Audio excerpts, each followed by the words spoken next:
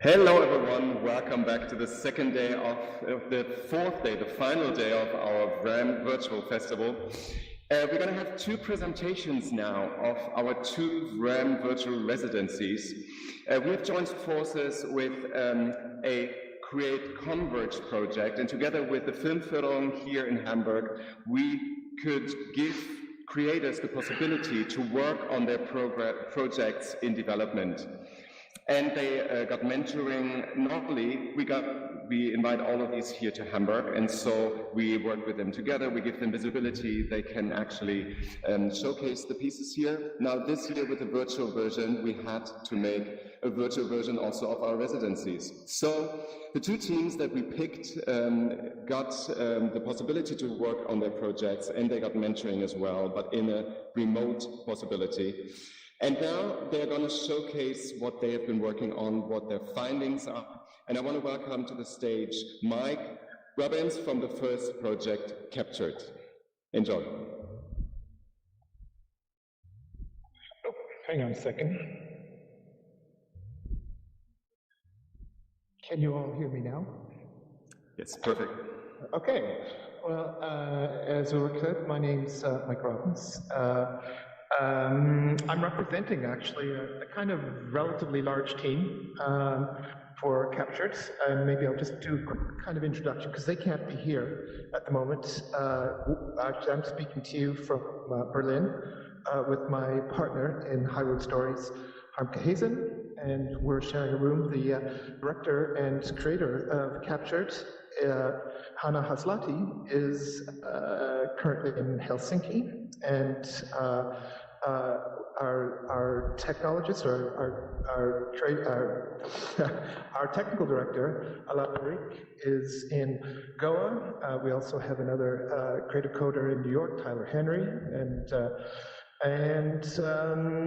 I'm here bearing the brunt of this presentation. We've been working actually for the last, I guess, week, off and on with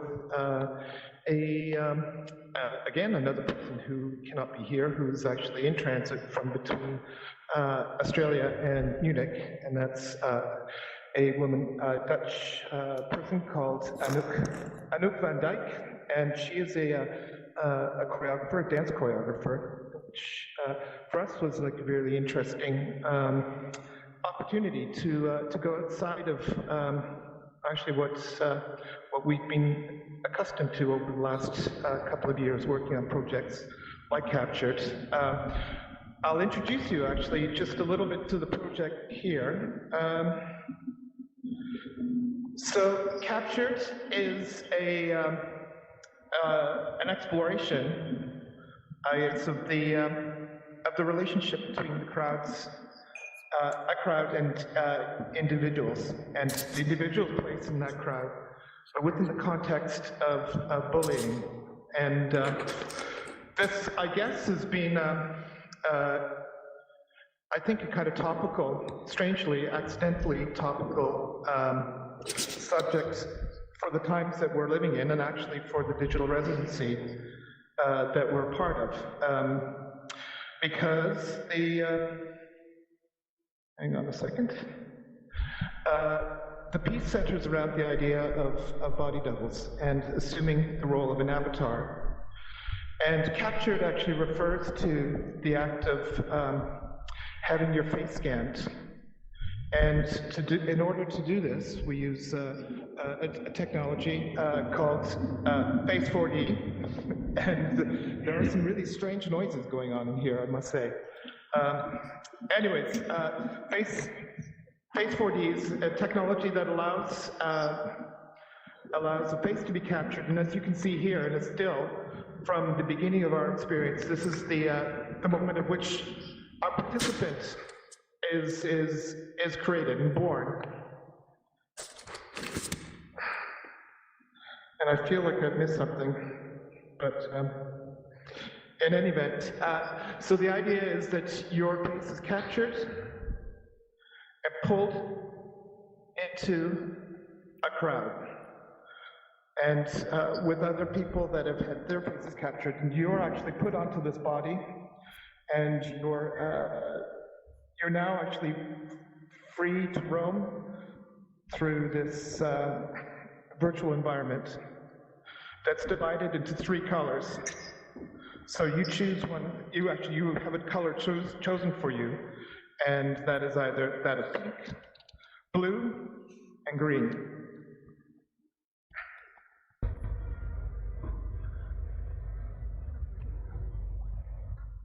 So at this point in the experience, you're in the wandering state. And the idea is that once you've been created and you're another's avatar, you're one of many, many, many people who basically wander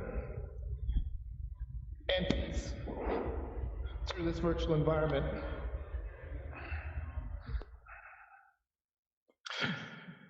And at some point,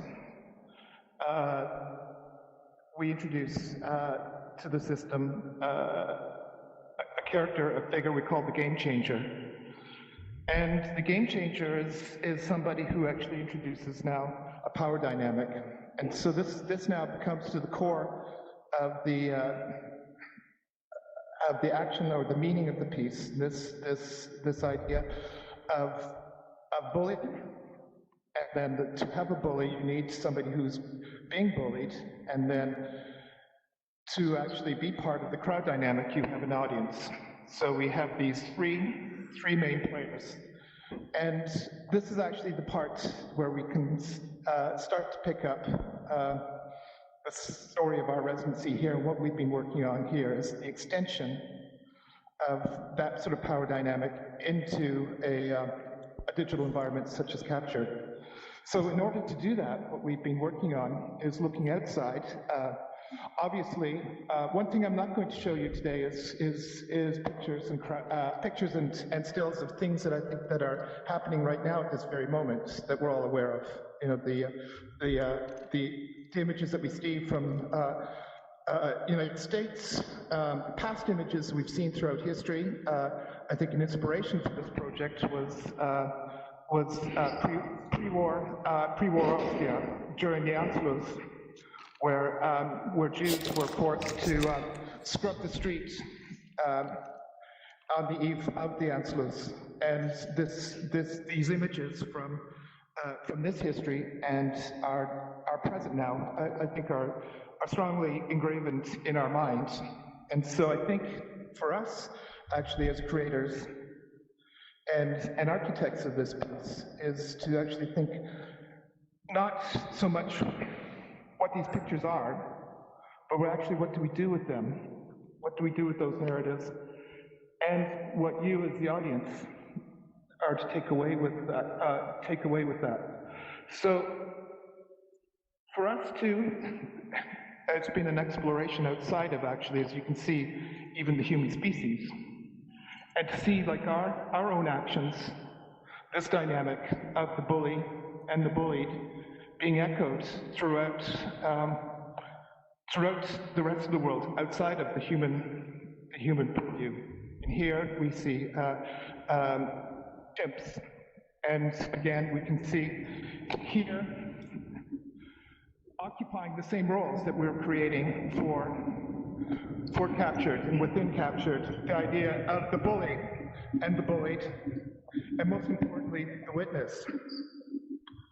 So I'll move forward here a bit. And then we also see this being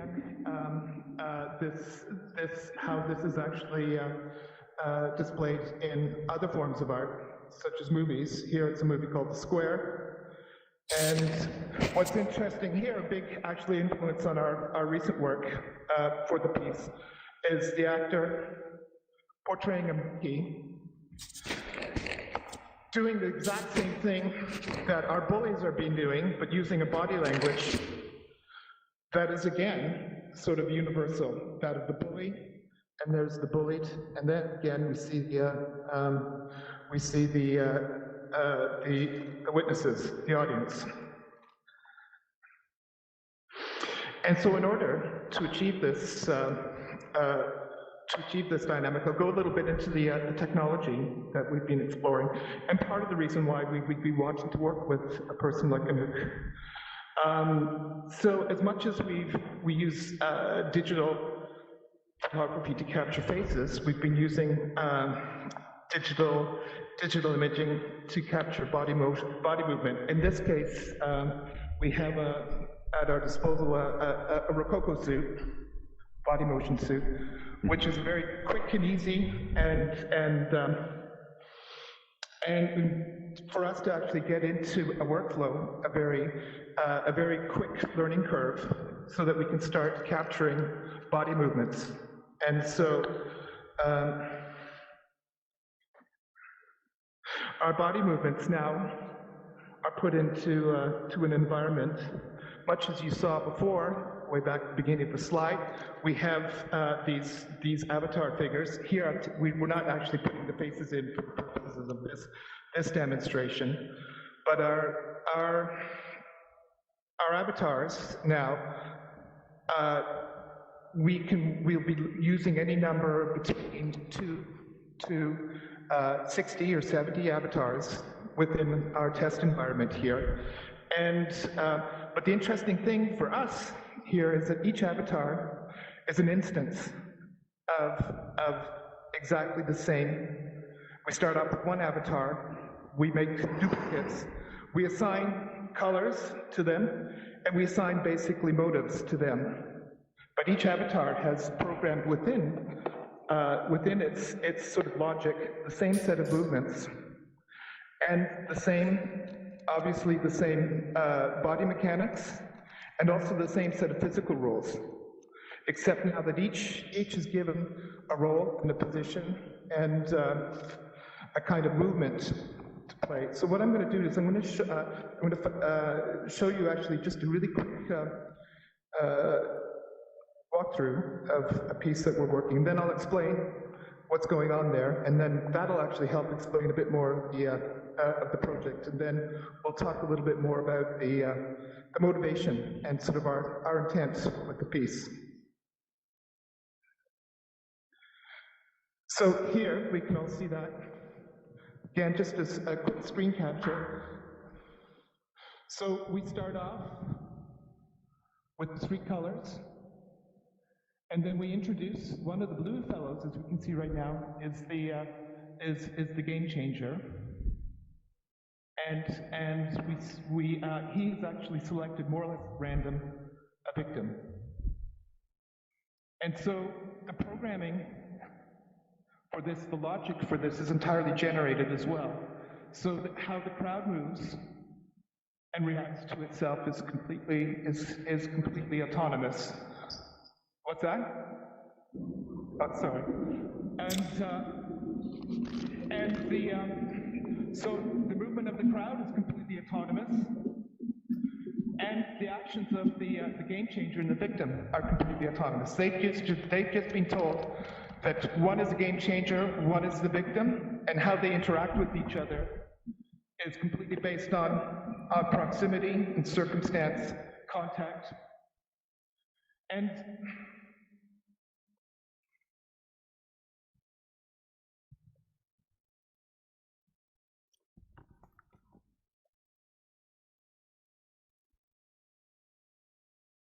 so actually here I'll just let me get. So what we have there, that's actually a sequence of events that can play out for forever, but always different. And at this point, actually kind of a bit one-sided, because basically we just see the onset of violence. And but basically we would let that animation run, that would run forever. Every time completely different, every time with a different set of actions. Always the same results. We do all that's what happens in our prototype. But that the next step for this particular iteration of work will be an introduction of a second game changer, which is somebody who will come in and step and intervene into this role of violence. I'll go through this one more again, just so we get a. So see the reds, the pink characters, and the yellow characters. The pink characters we call the submissive group. The yellow or the green characters are the neutrals, and the blues are the dominants. And so the idea of the next iteration of this, which we're working on throughout the course of this week, is that at a certain point, either a character from the pink group or a character from the green group will decide enough is enough, and they will intervene. And through that through that process of intervention, cause a switch, a changeover from in dynamics, and that the game changer will actually not be as dominant, and at a certain point, lose its dominance, and then the cycle turns back again to the opening, to what we call the wandering state. So our workflow that we've been kind of developing through the process for the last couple of weeks, using motion capture. Each one of these characters is driven by a set of probably about 20 or 30 short motion capture clips that are all strung together through a logic, and using physics, a inverse kinematics system, which I won't bore you too much with the details, but then this will allow us to go through this process of intervention, and then back into a wandering state, and then the camera will continue on its merry way. But now, getting back to all the way back to the beginning, my very non-linear production. So what happened here? The end result of all this thing, and we sort of cast our eyes forward to sometime next year, hopefully sooner, how this thing is presented to the public. As in, through the course, if you look to your left, you see this is the booths there. That is where people are having their face scanned. And as they come around the corner and into the audience area, the big screen, they see themselves in this crowd. And that's actually the first person they will see in this huge crowd of avatars as they sit down is themselves. And so they will be seeing themselves perhaps as a bully striding through the crowd, looking for somebody to beat up, perhaps somebody as the target of that bully, perhaps as a person in the audience. But the idea too is because these creatures, these avatars, are all the same. For us, that is kind of actually meaningful in itself, because we believe that the roles of bully, bullied, and witness actually aren't things that are preordained in our makeups. Those are our situations, I think, and those are born from opportunity and circumstance and proximity. So as we go through this, and the idea too of this personification, the body double, becomes, I think, something of identification, and empathy, and also too a questioning of what superiority actually might mean. So when we do think of superiority in the terms of bullying, we think of a bully as feeling superior to somebody else. And what we're trying to do with this piece is perhaps to take it to one level further of questioning superiority, because quite often we as the witness feel superior to the bully, saying, this is somebody outside of our, this is somebody outside of our experience, or this is somebody outside of our personal capabilities. We can't be these people. That's for somebody else.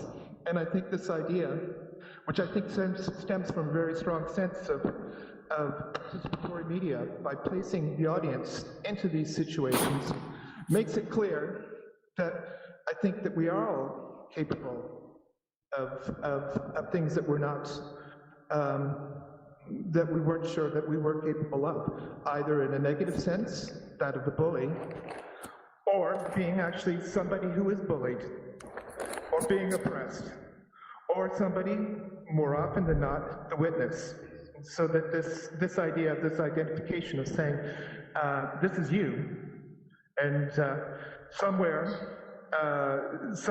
in this sort of digital world of capture, there's you walking around doing things that you have no idea what you're doing, also no idea what you have done, or no idea what you will do.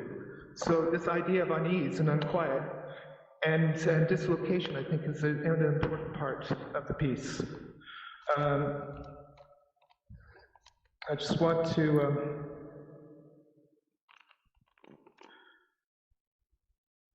go back to here. So now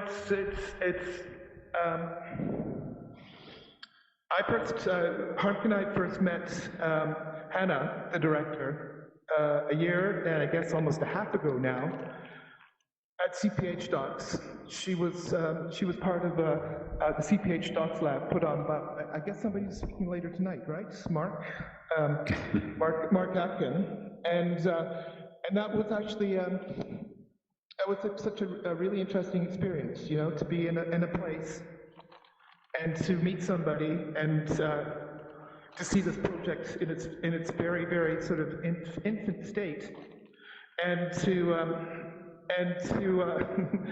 actually before not even knowing, and we talked a bit, and she said, well, I'm trying these things with these things called avatars and this and that. I said, well, you got to use like this technology or that, and it was like the technology that we're using right now.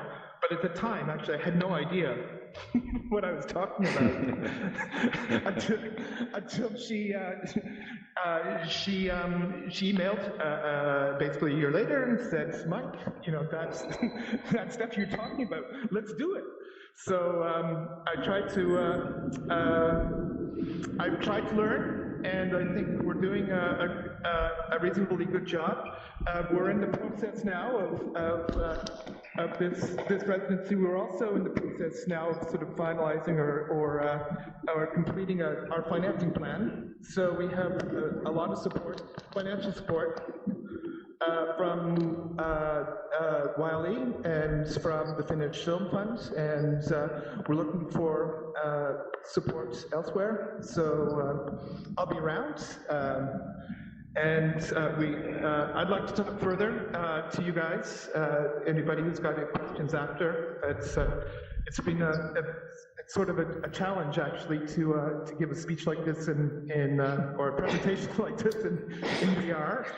But thank you very much for bearing with it.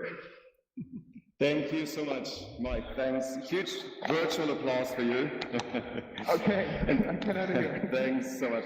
So, thank you for going on this very adventurous journey with us about a virtual residency. And I can just say it's not the easiest thing to present something up here. If you don't have any notes, you have to speak everything freely. And sometimes you have technical challenges, but you did a great job. Thank you so much.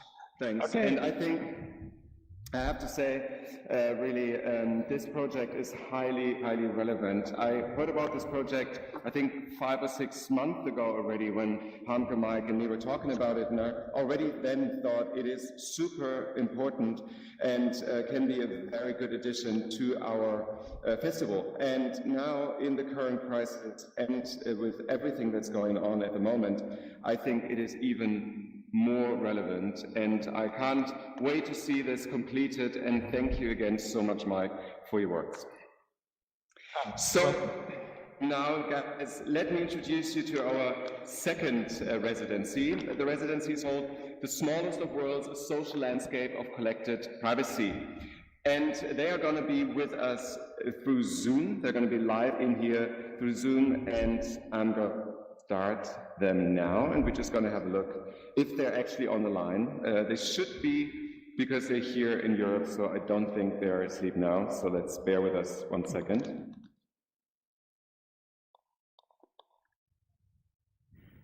It's not loading right now.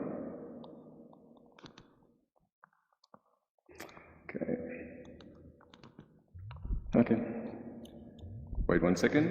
Yes. Yes, exactly. It's a live slide. And let's have a look. Keep going on. I can jump out and take a look 1 second. Yes, sure. So our Master of Ceremony, just going to have a look at...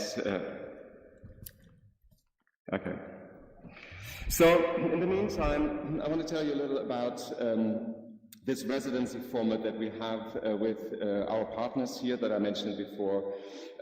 So we started this actually last year already, and it was such a thrilling moment for us because our festival 2 years ago started as a very centered, based here in Hamburg. So we've just invited people over, come here, have a look at the artwork, and then we just said, okay, next year we have to go even bigger. And then we found this partner and invited people from all over the world. So we made an open call, and we had so many applications. So we really see there's so much potential out there for people who really want to join, who really want to showcase these artworks that they're working on. There's so many very interesting projects in development right now, and so we're very happy that even in our digital version we have residencies. And we're just about, let's see if Robin can sort that out. Robin is, by the way, he's the creator of this beautiful museum that we're happy to be hosted at with our virtual festival. Yeah, okay. So it's telling me that it's been removed for violations of youth service, the link. So do you have another link by chance? I think they're just about to upload the next link, yeah, because it's got to go live on the internet. Okay, perfect. Yeah, just step outside. Okay, so here, yes. Let's have a look if it's gonna work. I just have closed everything and I will open yes. WhatsApp again. Let's go back. Beginning. Just have closed everything and I will open WhatsApp again. Let's go back. Beginning. So we're now live. If you actually wondered if this is live, now you see.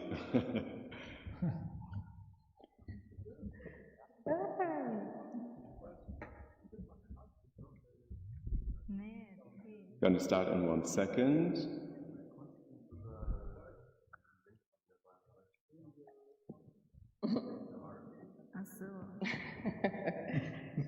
Isn't it great to see people who don't know that you're looking at them? Should I start from the very beginning? Yeah, I guess. Yeah.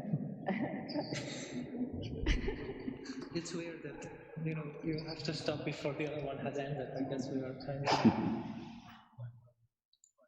Okay, a friend of mine told me Ulrich is improvising now. Yes, I was.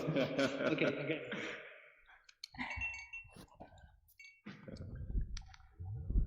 Hello. Hello. I think we are back. Yes, now I can start again with our little presentation here. So again, I want to announce we are very, very happy to be part of this art and residency program at the VRHAM Festival. And we want to use this space and the spot to introduce you to our project we are working on. Our team, we are 3 people, John in Barcelona, Uwe in Innsbruck, and I'm working currently remotely here from Berlin. We met in Barcelona at the beginning of the year during the Inmensiva Esponceda residence, and there is also where we start our work and our investigation on the private space in virtual reality. So, we believe that our apartments are as much as they are places for rest and comfort, also storage for thousands of personal memories. And we manifest them in all the objects we actually collect. In that sense, you can understand the apartment as a hard drive, which is day by day filling up with new objects, new items, and new memories and stories. And through them, like an archive, you can understand the person's story, her wishes, her hopes, and probably also her fears. Since the outbreak of the pandemic, we have been at home in quarantine most of the time. So in these last few weeks, we developed this very unique relationship with our private spaces and also the private spaces of others. This massive amount of video conferencing, as you can see here in the picture, has meant like an open window to this. So we were wondering about these spaces and places behind all these people. And we were also wondering about these niches and corners we found in our apartments now these days to reflect on what is actually going on outside in the world during this crisis. We were very interested in this moment and we wanted to hold on to this, so we started a little project. It's an archive of diverse privacy, to collect private spaces and personal spots, which meant so much to us in the last days. We began scanning our spaces and merging them together in virtual reality. In a space where we can all stay connected. And we invited friends and colleagues and family members, and this social landscape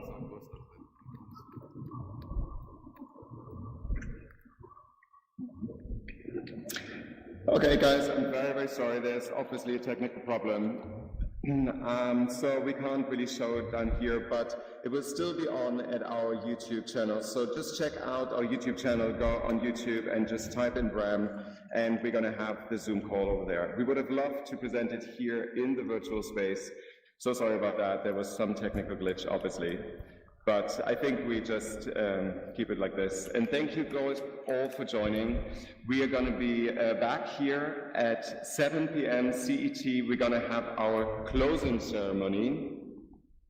And we are going to be here on the stage. We're going to give out the People's Choice Award. And we're also going to have a beautiful concert going on. So please, please come back. And now I want to introduce you to Julia Grosch. She's over here. Maybe I can invite you to the stage. Julia, can you actually hear me? Julia? Hey, I just want to tell you all, guys, this is the person that we've been setting all these residencies up with, and I'm very, very grateful. Sorry for putting you in the middle of this. I just saw you joined, and I just want to give a huge applause to you and your great partner in this, and thanks for even going on this digital version with us. There are some technical glitches, we just saw this. It's a new format, and it's so great that you support us in this, and thanks again for your trust. So huge applause, thank you so much. It's a big time, thank you. So guys, hop onto the YouTube channel, you're going to see everything on there. There's a live stream, and we're going to be back here at 7. See you later.